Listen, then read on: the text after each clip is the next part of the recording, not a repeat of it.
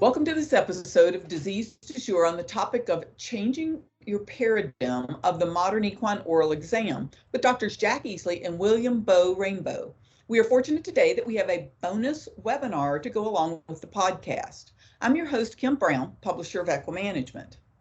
The Disease du Jour podcast is brought to you in 2021 by Merck Animal Health. Easley, DVM, MS, ABVP, and ADDC in Equine owns Equine Veterinary Practice LLC in Shelbyville, Kentucky, and Easley Equine Dentistry is a specialty practice within the larger group. Dr. Rainbow is a lifelong horseman who grew up in Ocala, Florida on a commercial thoroughbred farm. He graduated from the University of Florida College of Veterinary Medicine. After veterinary school, he completed an internship at Haggard Equine Medical Institute and worked in Western Australia and Katy, Texas, before returning to Versailles, Kentucky. He started Lexington Equine Dentistry LLC and is doing a dentistry residency with Dr. Easley at Equine Veterinary Practice. We are very fortunate today to welcome Dr. Easley and Dr. Rainbow, and they are going to present a webinar to go along with the podcast. If you're listening to the podcast, you can go to equimanagement.com and go to this episode of the Disease du Jour podcast, and you can watch the webinar on the website.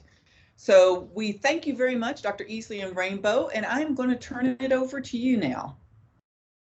Thanks, Kim. Thank you, Kim.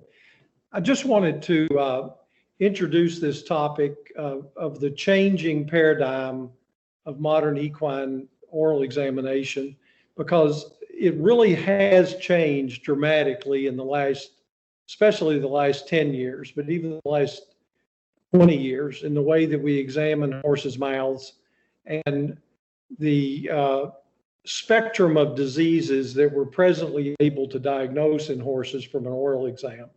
It's much different than it was just 20 years ago. So to start off as Dr. Rainbow here, the examination forms the foundation of all dental practice. And that really, whether you're doing sport horse medicine or reproduction medicine, it's always about the exam. And I think dentistry has been a little overlooked for times because people have gotten very used to floating teeth. But when we actually slow down and take the time to be able to perform and document a complete dental exam, we discover so much more about the pathology of teeth and are really able to improve the quality of these horses' lives and their oral health. So Dr. Lundstrom had a great quote. He said that observation of the soft tissues tells you the daily news, while observation of the dental hard tissue tells you the history. And so a lot of times when we look in these horses, it's unfair to say, has this horse been floated in weeks, months, or years?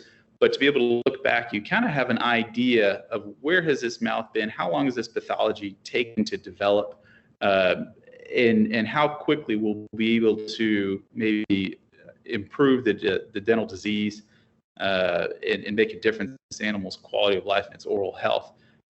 Some of these things take months to develop. Some of these dental diseases take years to really manifest, to the point where unless you look inside the animal's mouth, you may not know that it has any dental disease at all. And 4 years later, 5 years later, an abscess starts breaking out of a head, or it's got a little bit of swelling, or something going on, or it's chewing funny. And it's a disease that's been going on for a long time. Likewise, you can sometimes see periodontal disease that's popped up over the course of months as a result of a change in a horse's mouth. One of the things that people sort of traditionally look at when they come to a horse's oral health is they think, well, if the horse is losing weight, maybe it could be its teeth. But there's a lot of things that people have looked at, whether it's got Cushing's disease, it's neurologic, it's parasitic going on. But a study in France showed that actually 20% of horses that are truly suffering from chronic weight loss, they actually have a dental disease. And at that point, where a horse is losing weight because of dental disease, the dental disease has become quite severe in order to cause that much. Just like it takes quite a bit of dental disease to cause a horse to lose weight. So when that becomes the sole purpose, it's generally gotten really severe at that point in time. And it's really important, I think, too, that if ever you look at a horse that has a chronic weight loss problem, and they also have dental disease, and that's especially important with older horses. You also have to look at all of the other body systems and do a complete examination on the horse, because just because they have dental disease doesn't mean that the dental disease is causing the weight loss. It could be a contributing factor, but they can also have some other underlying disease, neoplasm, hepatic disease, or renal disease. And any of those things can also be a contributing factor. And so you need to do a complete workup on the horse and a complete examination on top of your oral exam. So there have been a series of studies now over the last 20 years that have begun to sort of root out the commonality, I guess, of dental disease. One study in 2012 showed that 50% of horses having a routine dental exam were found to have cheek teeth diastomata with periodontal disease, associated with 40% of those diastomata. So another study began to show that 800 donkeys, they did a study in 2014, and 20% of them had diastomata. And part of the keys for these studies was that they did really good oral exams, and then they immediately charted those horses and those equids as they were examining them. So you didn't have a chance to forget what you looked at. You had hopefully mirrors and lights, and you could do a proper exam in a controlled environment. And people began to diagnose things more. And it's not that these diseases were becoming more prevalent, it's just that they were getting diagnosed more regularly through education. So I think practitioners and horse owners that have a lot of horse experience begin to ask themselves, what percent of horses do they have that have something as simple as diastomata? If they're not thinking that 50% of their horses at some point have had a diastomata, then maybe they need to be looking into the in-depthness, or I guess the quality of their oral exam. Or maybe they just have excellent oral health, but you do need to be making sure that you're looking. If you never look, you won't diagnose. So that's an important key, I guess. And also the thing that you need to keep in mind is that every age group of horses that you look at is going to have different types of disease, and they're also going to have, as horses get older, they have accumulation of dental disease that's taken place throughout their life. So the severity as well as the number of dental problems that you're going to see usually accumulate. So in the older horse, you're going to have a higher incidence of all types of dental disease than you're going to usually have in younger horses. So when we essentially come into a farm and we're looking at animals for dental disease, we have to go through, similar to any other sort of exam, a signalment. We try to get a good history of previous medical problems. It's important for us to understand what the horse's use is. Where is it in training? What type of bit is it using? Has it been changing bits recently? Does the horse have any vices such as cribbing? And also understanding what's really important is the sort of housing, feeding, and pasture situation. Horses that are stabled 24 hours a day, essentially, and being fed hays or pelleted hays and things like that, or whether they're on a haylage or on just a senior feed with a sort of a soup situation, those are much different and are going to develop different pathology than a horse that is on good quality pasture grasses 24 hours a day.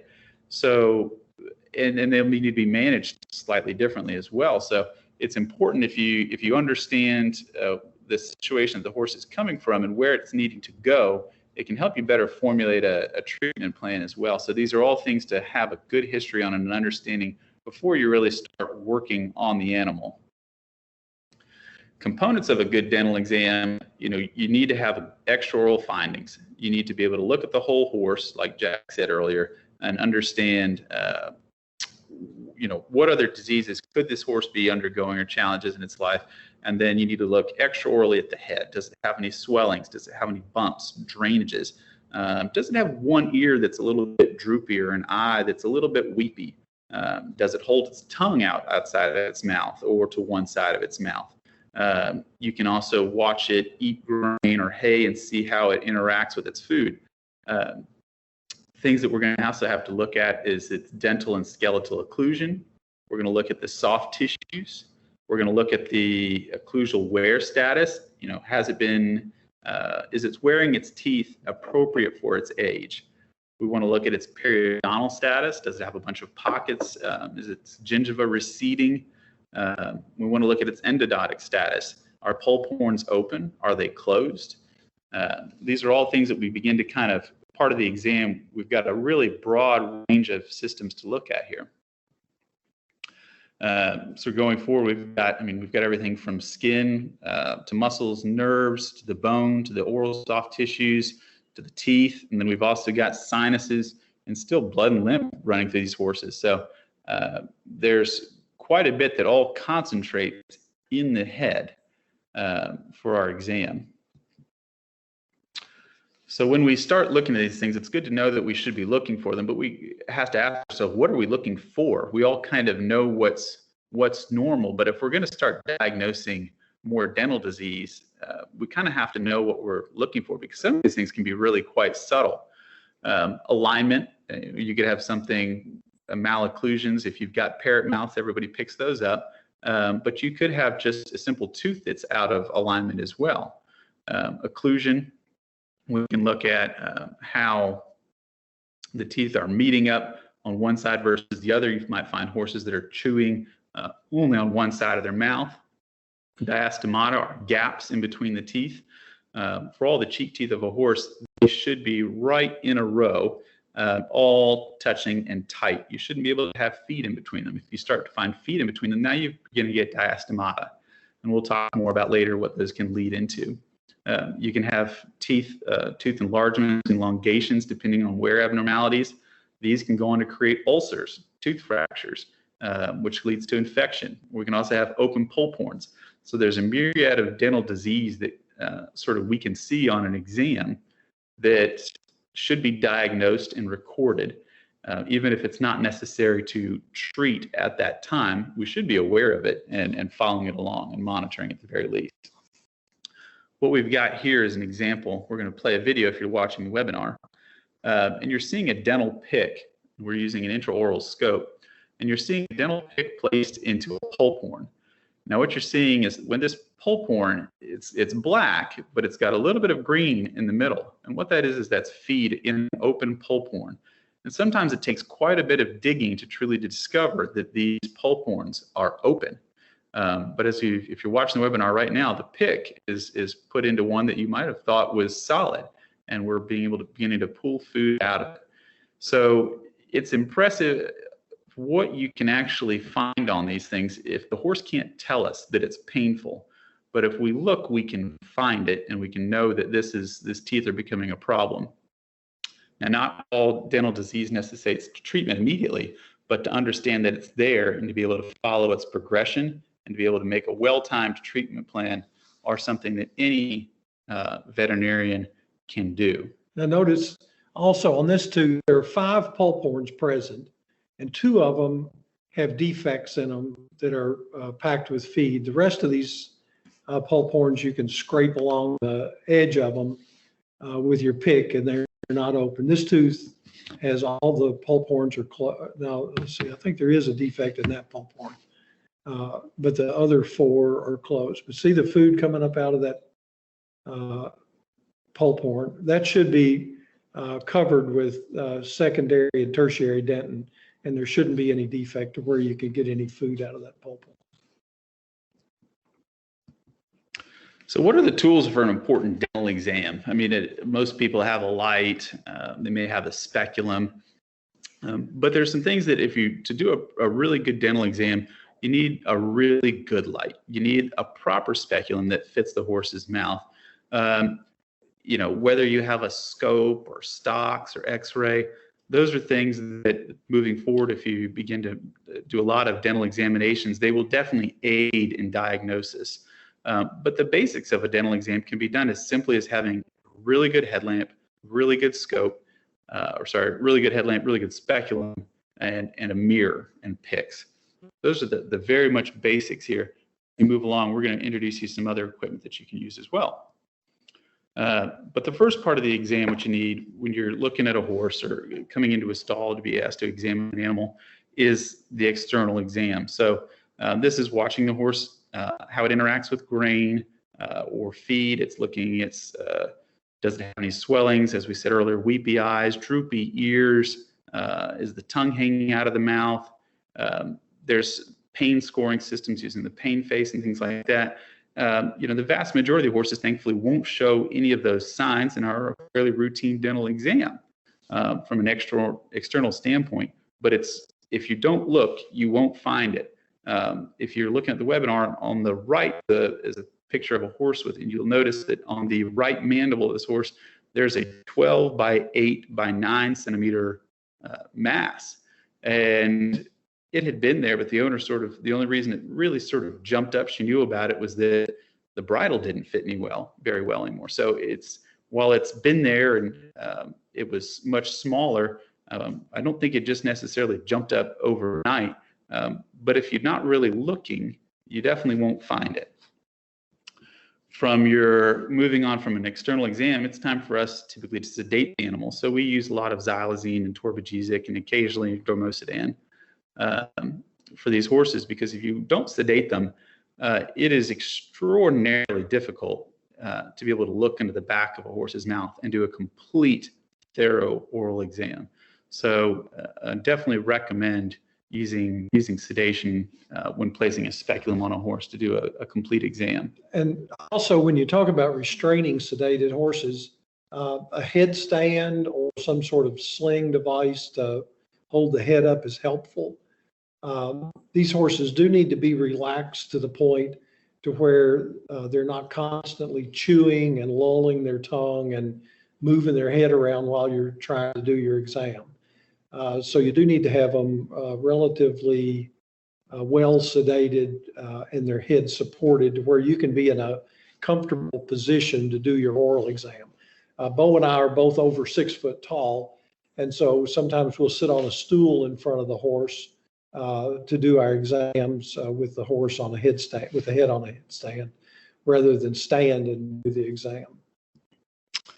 So after we've sedated the animal and they're beginning to get reasonably drunk, what we'll like to do is rinse their mouths out really well. You definitely, it's a bit frustrating when you put a speculum on a horse and you discover that they've been grazing for the last 20 minutes out in the yard, and their mouths are full of grass, because that's not good for your dental equipment when you start working on them, and it definitely inhibits the quality of your dental exam.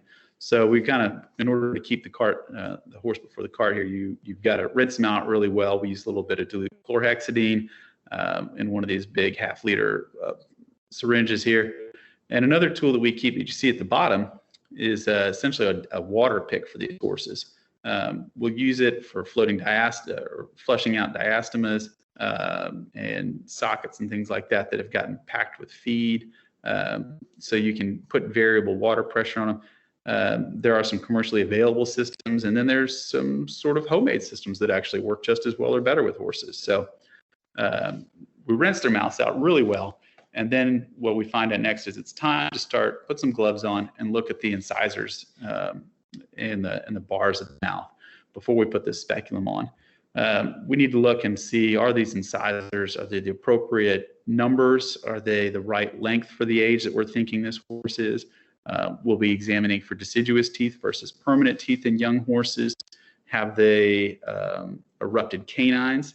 If you're looking at the webinar, you can see that the top central picture has a canine tooth that is just beginning to erupt. And those can be pretty painful, and owners may have questions about them if they've noticed them. And it's good to be able to tell them that you've seen it, you know that it's normal, it's coming out. The horse may be a little bit fussy with its mouth if they're doing something in there. The top right image with an arrow pointing down, there's a soft tissue swelling there, and it kind of looks like something's getting ready to pop out of there. That's most likely a lower wolf tooth that's getting ready to erupt. They're uncommon, but they are possible.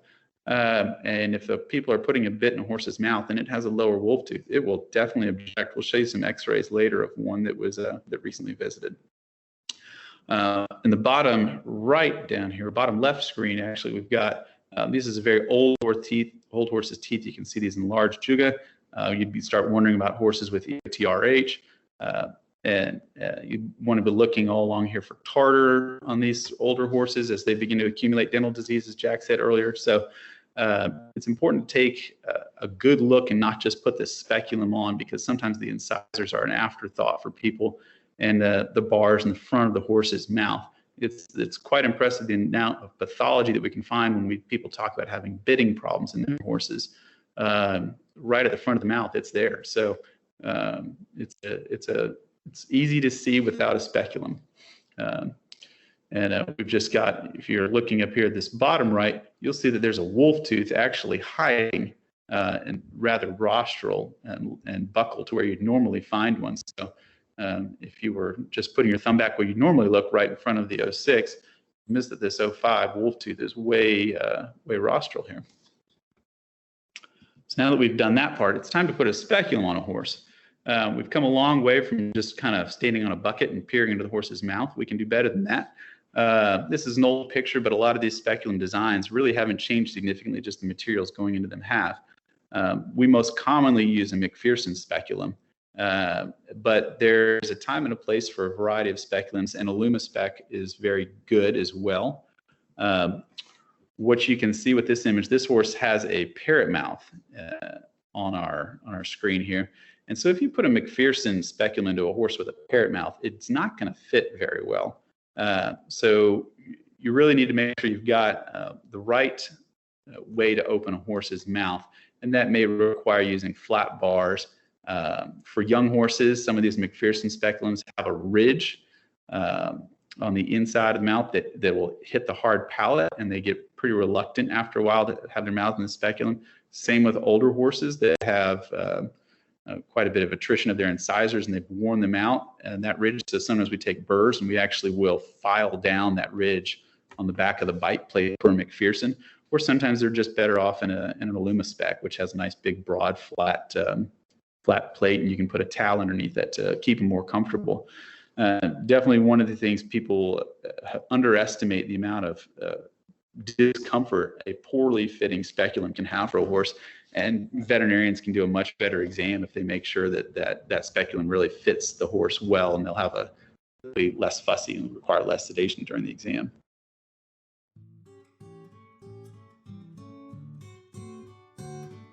Today's Disease Du Jour podcast is brought to you by Merck Animal Health, the maker of prestige vaccines, Banamine, Panicure, Regimate, Protozil, and other trusted equine health solutions. Merck Animal Health works for you and for horses. Learn more about Merck Animal Health's comprehensive portfolio of products, as well as their ongoing investment in our industry, profession, and community through programs such as the Respiratory Biosurveillance Program at merckanimalhealthusa.com. Now that we've got the speculum on, I think it's important to do an oral exam with your hand. So palpate for loose teeth, feel for fractures. You'll begin to notice whether the teeth are in the right alignment, whether you've got a large transverse ridge. You can actually feel ulcers quite easily because the mucosa along the mouth is not nice and smooth. All of a sudden you'll feel a rough spot. You can feel for waves, you can feel for hooks. So I think your hands palpating are more sensitive than a mirror to a certain degree. You'll notice things very, very quickly. When you get your mirror in and do your mirror exam, you'll be able to see exactly, more specifically, focus on the areas you need to look at. Another thing about oral palpation I think is important is that you do palpate all the edges of each tooth, and you can feel diastema a lot of times because there will be forage pressing out between the teeth right at the gingival margin. Also, when you remove your hand from the horse's mouth, you need to smell your glove. I know it sounds kind of gross, but you really need to, because if you've got any bad odor in that horse's mouth, you need to go back and look again and feel again, because that's an indication of some sort of pathology. Normally, there's not a bad odor coming from a horse's mouth. So that can be another very sensitive test for detecting pathology. You will find it, and you will be surprised. Yeah. All right. So next part, we've got a speculum on the horse. We've palpated the horse's teeth with our hands. Have a good light. You can't just use a pen light for these things. There's a number of excellent LED halogen light sources that are out there. They're lightweight, they're waterproof or water resistant. You can light up a horse's mouth as well as any basketball arena now. So looking at some of these images on the webinar, you see this top left image is a bit dated here. Somebody's got a pen light looking in there. That is extremely difficult. You'd be hard pressed to practice great medicine with just a pen light and do a complete and thorough oral exam. So getting a really good light, whether it's mounted on the speculum or whether it's mounted on your head, is definitely key. You can see in the top right image how much brighter the oral cavity is now, and you can see so much more. So having a good light is definitely a worthwhile investment, and it can be useful for anything from illuminating the back of your vet box and trying to find things, or looking in the mouth or suturing up a wound or something like that. There's more than just uses for dental uses for a dental light. And a tool that anybody can easily get a hold of as well is dental mirrors. They come in a variety of sizes and shapes, and it's good to have a variety of sizes and shapes depending on where you're looking for lesions or where you've encountered a lesion or pathology. Bigger isn't always better. Sometimes smaller works just well. And using those mirrors on every single exam will greatly improve your skills, so that you run down and look at the buccal aspect, look at the occlusal surface of the teeth, and look at the lingual or the paddle aspects of each tooth as you go down looking at the cheek teeth. You can use your mirror to look at the back of the incisors as well, so don't forget about that area. It's an extremely useful, cost-effective tool for making great diagnosis. You can use with your dental mirror, you can use a digital camera, a cell phone, and you can actually take quite good images, assuming you've got a good light source in there. You don't have to own a fancy dental oral scope. You can actually just take great images, but it does sometimes take 2 or 3 people, somebody to hold the mirror, somebody to hold the camera, somebody to hold the horse, to get it done, but it is definitely doable. Next up on the list for the exam is, now that we've sort of taken a look at everything, it's probably time to probe something, because like we've said earlier, there's a high likelihood there is dental disease of some degree in a horse. It's just a matter of finding it. So with these probes, we can see this nice long probe we've got on the top and the left. We can use that to slide along between the teeth and the gingiva to probe for pockets. Most of the time, we don't probe every single tooth every single time. We should, but most of the time, to be honest, we don't. But you can certainly look for areas where there's any sort of gingival hyperplasia or erosion. Anywhere that feed has been packed definitely needs to be probed with that nice line. And you can take measurements of it and understand how deep it is and begin to get an idea of the amount of periodontal disease or the severity of it. Now, what you also see is a pick that sort of looks like a shepherd's hook. That is excellent for getting into pulp horns and wondering, are they going to scrape over and they're nice and smooth and glassy, or do they stick and indicate that there's an open pulp horn because there's getting to be feed packed in there? With those tools, they make nice long 15, 17-inch long handles. You can probe everything using a mirror and a good light. You can find out where your problems are in a horse's mouth. So here's some pictures of probing technique. You don't want to drag the probe around and use it to sweep around the whole tooth. You want to place it along the tooth in a specific location so that you're not inadvertently tearing away or breaking down the periodontal ligament or anything like that. You don't want to push tartar and things like that down into the gingiva. We touched on earlier a digital camera. This can be your cell phone. If anybody knows Jack's Tech Kathy, she's got more photos of horse teeth and mouths on her camera, on her phone, than she has of her kids. So it's a very, very useful tool. You can use flash if you need to. This doesn't even, you can show angles with your mirrors, and that's why it's good to have a variety of mirrors so that you can see things. And it's an excellent way to allows you to, if you're doing an extraction or something like that, you can look down into your sockets. If you're just trying to diagnose, you can see the severity of the disease, how far it goes down, and you can, save them for your records, which is important. Send them to clients. It really helps improve client understanding and education about their horse's oral health. So images go a very, very, very long way into the mystery of the horse's oral cavity for owners. And literally a picture is worth 1,000 words. And as far as owners are concerned, if they can see an image of the pathology, that's much more meaningful to them than a drawing on a piece of paper or you verbally explaining to them what the problem is. If you can take a picture and send them an image of the problem, then they immediately better understand it. And I think that it's critical that we get more pictures and share those with owners and with referring veterinarians. We, as a referral practice, have a number of ways of doing intraoral endoscopy. It's been an excellent tool. It's very, very useful. It's probably not practical for most veterinarians to be able to do, but there's a variety of ways you can do it. There are systems that are out there. We find it extremely helpful, but we also wouldn't say that it's necessary for everybody. It does require a team. You really need to have somebody that can help. You need somebody very good holding the horse. You need excellent sedation. So it definitely takes a group of people to be able to do it very well. We've got a video here of some intraoral endoscopy. This is going down the 100 arcade in a horse. So you're seeing the 106, 107. We're looking no diastemas, 108. Oops, and we've come across a problem here on our 109 tooth. It looks like the buccal aspect of the tooth has had a slab fracture.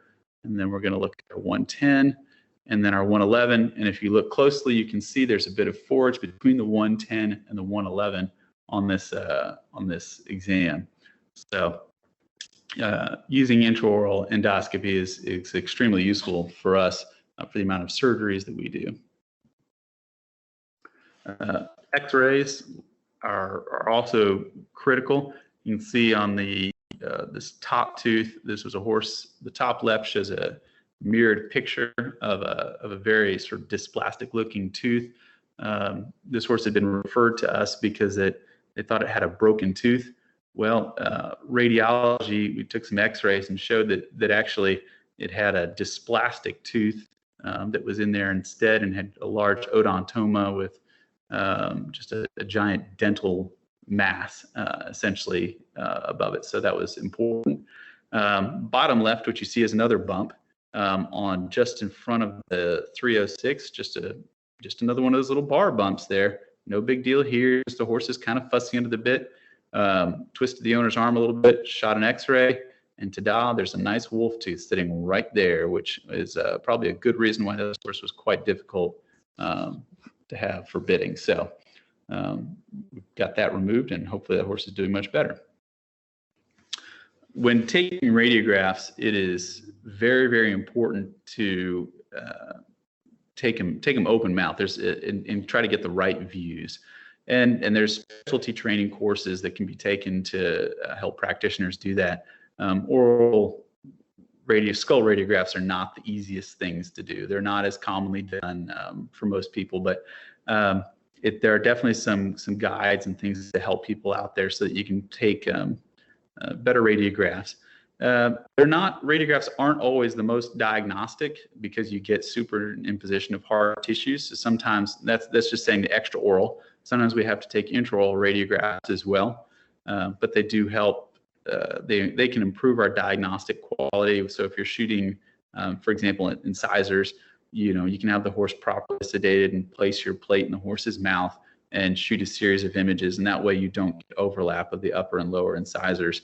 When we do cheek teeth, obviously, extraoral are significantly easier, but we do have a small dental plate that you can place into the horse's mouth and do intraoral radiographs of cheek teeth as well.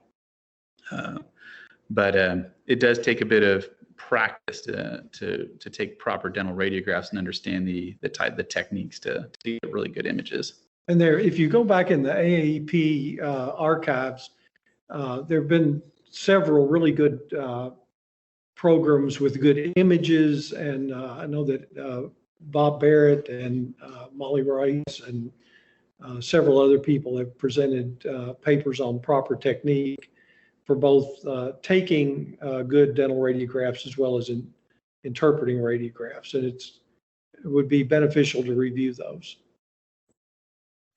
Because radiographs can show you so much more, the condition of the periodontium, the extent of disease, not just even about, whether you've got a fractured tooth or your alignment's out. You can interpret quite a bit depending on how you utilize the technique. So they're pretty skilled. One of the things that we see a lot of is periodontal disease. So, and it's important to understand that radiography underestimates the extent of a hard tissue lesion because it takes 40% demineralization just to get a lucency. So you've gone pretty far down through dental disease just to begin to see some lucency on radiograph. So it's best if you can begin to see diagnose periodontal disease through an oral exam necessarily than through a radiograph exams. And the other thing that you need to keep in mind that is radiographs are not very sensitive, but they're very specific. So they're good at figuring out which tooth is involved, but you do have to have pretty significant dental disease before it shows up on a radiograph. And I think that's one reason why now we've talked about going to 3D imaging.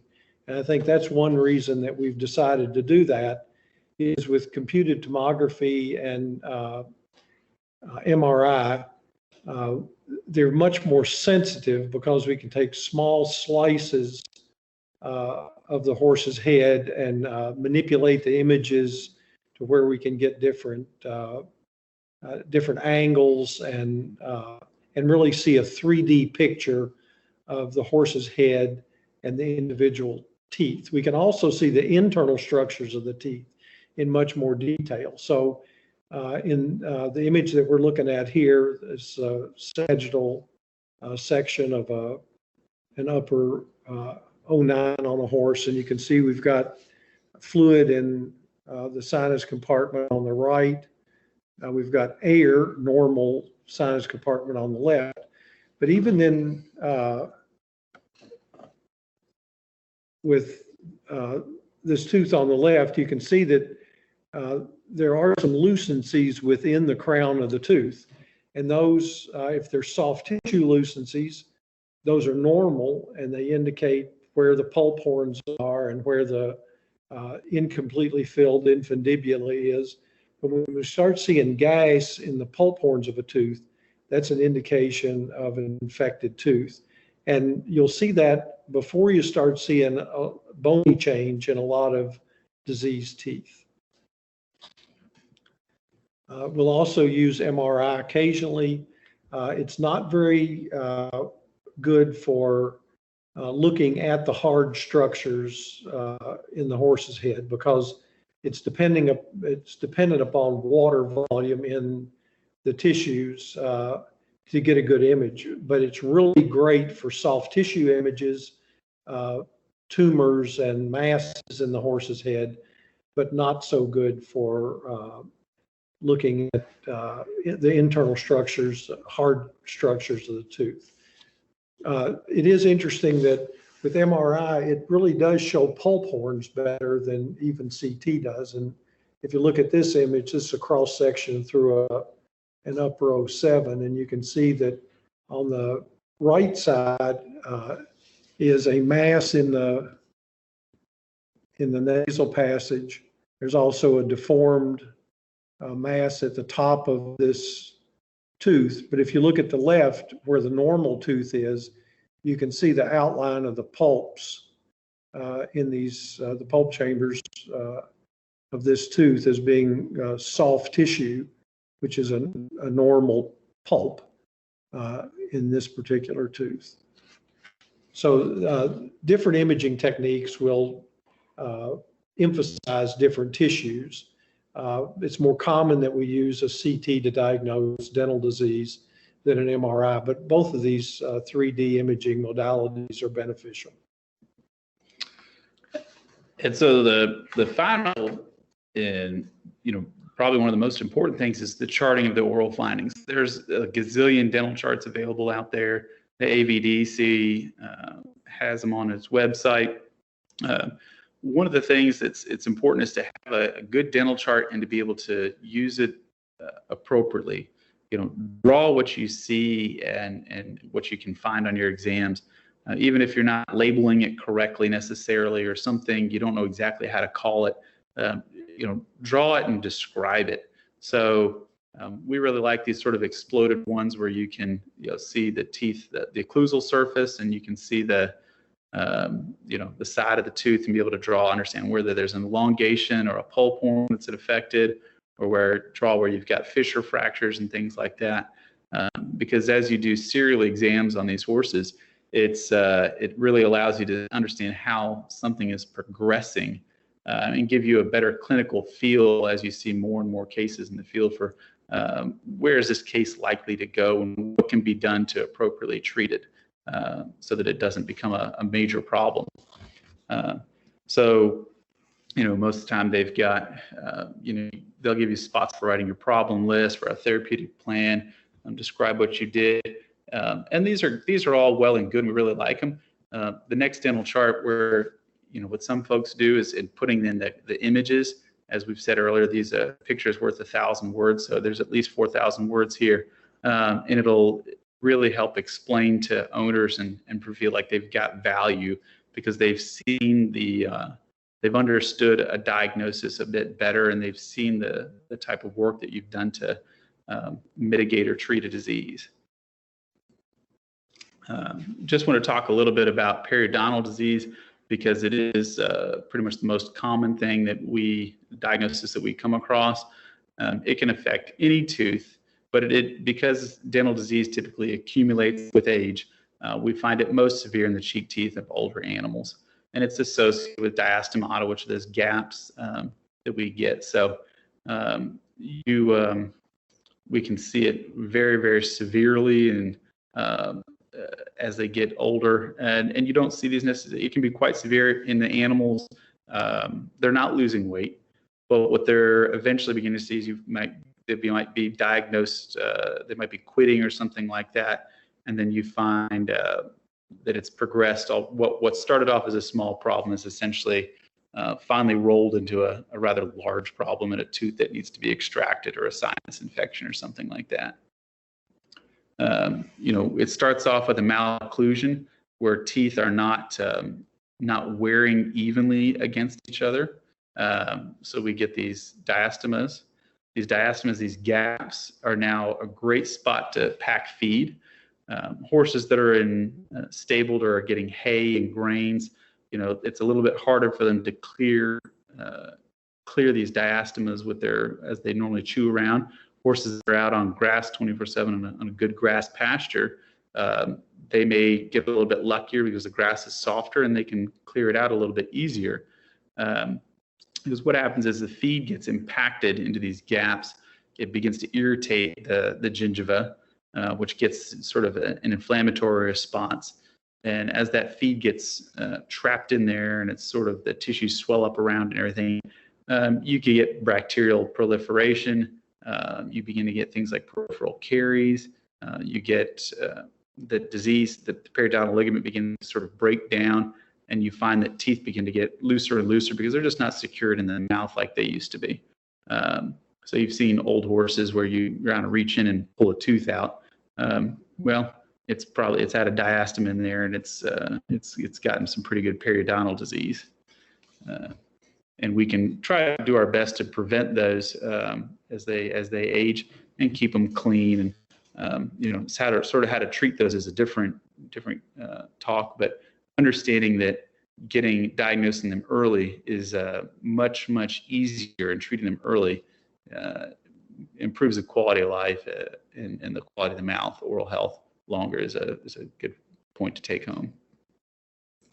So with that, we've concluded our talk here, and we'll open it up if I guess Kim's got any questions.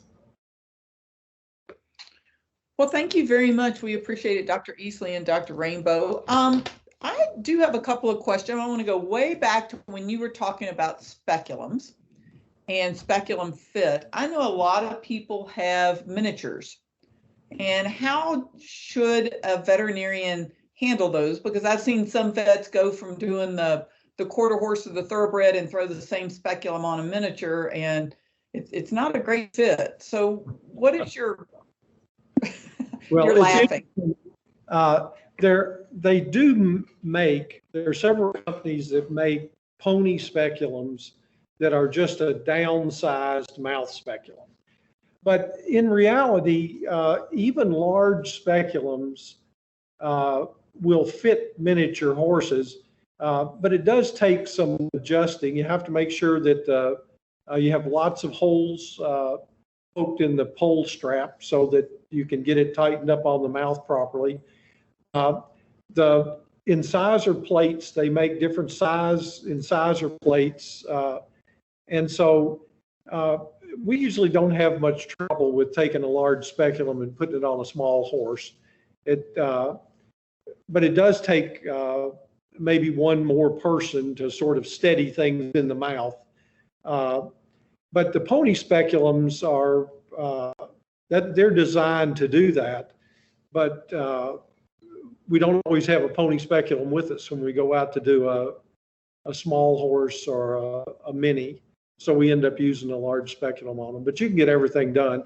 The mouth of a small horse is a little more restrictive than it is in a larger horse, because all of our equipment is made for medium-sized horses, sort of a thoroughbred size horse. And so the speculums, the dental floats, all the new power equipment that we use to do odontoplasty with, all of that equipment's designed for basically 1,000-pound horse. So when you start using it in miniature horses' mouths, it can be a little oversized. And so they do make smaller equipment, but people that kind of specialize or do a lot of miniature horses do get smaller equipment to work on them with. And it does work better, but you can work around that. And you also mentioned, I love the picture and educating your owners, excuse me. But you also talk about, and I know you do a lot of referral work, both of you. So when you have a referring veterinarian who gets into a horse's mouth, at what point would you recommend they maybe call in someone who has different equipment, different tools, different experience, or more experience to be able to help out with some of these dental problems? Well, I think that it's important with all of us in practice. I mean, we're both are general practitioner veterinarians as well as people that do a lot of dentistry. And when I get a lameness case or a medicine case that I don't understand, I try to get some help. And I'd start out with a phone call or an email to somebody to ask them some questions. So I think once you get to the point with a case where you're not comfortable, you know something's wrong, but you don't really understand what it could be, and you've sort of reached the limits of your diagnostic capability, then it's time to get some help. The phone call's free. The surgical complications are not. Yeah, that's right. Yeah. Good point, Dr. Rainbow. And I guess I want to kind of step back, because both of you have emphasized that it takes a team to do a really good dental. So what are you looking for those people who are either new veterinarians and need some assistance, or those who are techs or assistants? What are the skills that they need to learn or have in order to be able to help you do a better job on a dental? Well, we both do work, both having a technician with us, but occasionally we get out on a call without. And so it just depends on what type of work you're trying to do. It is important. You always have to have someone to help you with handling the horse. And so if you're going to a farm that has really good help, really good restraint equipment, a set of stocks or good stalls that you can work horses in. They've got good horse handlers on the farm. Then you can usually get by with that. But if you're going out to places that don't have a lot of help, for someone to try to do dentistry totally by themselves, you're really not doing a good job. It's very, very difficult to take photos of a horse in a backyard when you've sedated and you're holding it yourself and the owners have left. I can tell you that's very, very difficult. It's good to have at least one really good horse person working with you.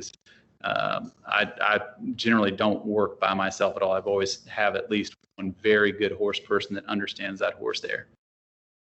So you do need an assistant, and even on a lot of calls that I go on, I'll take someone to help me handle the horse as well as a technician, and you're just much more efficient because they can help you set up equipment. They can help you with your assistant can help you recording dental findings. So you can basically dictate the oral exam as you're doing it, and they're writing the record. So your records are much more accurate that way. As well as they're there to hand you equipment and unload the car and load the car. And they can spend time while you're actually doing the work. They can also spend time talking to the owner and getting a better history, doing some client education with how to feed the horse and talk about bits and bridle fit and all these other questions that if you're busy doing the work, you don't always have time to answer. So having good, competent help that understands what you're trying to do and understands some things about nutrition counseling and bits and bitting, and they can also figure up your bills and get the check while you're there. So it pays for itself, definitely, having a good assistant with you when you're doing this work. And for a young veterinarian or a veterinarian that's in the first maybe 5 years of practice who has an interest in dentistry, where are some places that they can go learn more, or how do you recommend that they get better educated? Well, I think that webinars like this are really helpful, and there's a lot of the dental groups around the world, really, with the internet now. There's a group in Australia that has a whole education series on dentistry. AEP has a library full of dentistry stuff. So does BIVA. So I think that that's a place to start. And then there are short courses that some of the dental equipment companies offer. I know CSU has some short courses. There's programs at the AAEP. The Dental Forum, which is the American Veterinary Dental College, usually has a 1 or 2 day program at their annual meeting. So I think just continuing education and being on the internet and looking at different webinars and a lot of these virtual meetings that we've had over the last 2 years since COVID, a lot of those are archived to where you can pay a fee and get in and review the proceedings and the conferences that were given virtual during that period of time. And Dr. Rainbow, you basically been in general practice, and you kind of got a passion for dentistry, and you've come to work with Dr. Easley, who's world renowned in solving this. What are some of the things that you would advise a young veterinarian or one who's looking to change maybe and do a little more? Well, I can say that having started off, I would say I practiced, 5 years ago, 6 years ago, when I first got out of school, I was definitely, I guess that was 9 years ago now, not practicing the best dentistry. I was practicing kind of what I knew, but I knew that the mentors ahead of me didn't really keep the standard that high that I'd sort of learned from. I was fortunate that actually Jack's son, Jeremiah, was a surgery resident at the University of Florida, introduced our class somewhat reluctantly to the finer arts of dentistry. I think he would prefer surgery versus dentistry. But and so I began to kind of know that there was out there, and I wasn't really happy with what I was sort of learning necessarily.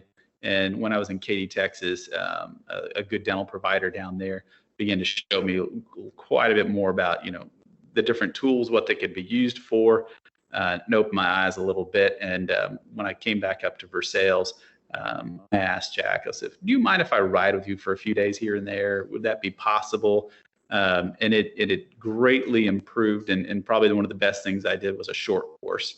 And that short course solidified in me what I knew and what I did not know. And so I made sure not to bite off more than I could chew when working on cases. And you kind of understand then this might be a time where I just need to stop before I've done any damage and call somebody who definitely knows more, like Jack. So that was really important for me for the first year or so of practice on my own. And I was very fortunate to be able to do a residency with Jack. Well, we feel very fortunate that you all shared some of your knowledge with us today, and we appreciate you doing not only the podcast, but the webinar. And we want to remind folks listening to the podcast that you can go to equimanagement.com and you will see a video of the webinar that goes along with this podcast. So we want to thank you both, Dr. Easley and Dr. Rainbow, for joining us on this episode of Disease du Jour to talk about equine dentistry. And to our audience, thank you for listening. And a special thanks to our 2021 sponsor, Merck Animal Health. We invite you to listen and rate episodes of Disease du Jour on iTunes, SoundCloud, Stitcher, or wherever you like to listen. And if you have any questions or suggestions, send me an email to kbrown@equinenetwork.com. Disease du Jour is a production of the Equine Podcast Network, an entity of the Equine Network, LLC.